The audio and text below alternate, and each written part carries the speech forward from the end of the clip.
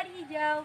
Perkenalkan, kami dari mahasiswa Polbangtan Bogor dan saya Rizky Triana Amelia dan rekan saya Radila dan saya Marini.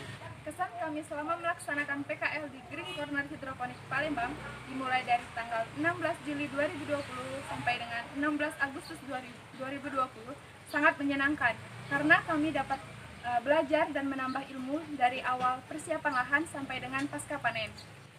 Di mana kegiatan tersebut dapat mengajarkan kami untuk lebih sabar dan lebih teliti khususnya dalam hal persemaian. Sehingga ilmu tersebut dapat kami terapkan nantinya di kampus maupun di rumah. Pesan kami untuk Green Corner Hidroponik ke depannya semoga lebih maju dan sukses selalu.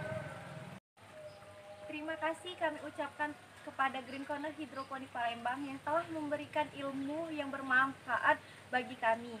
Green Corner Hidroponik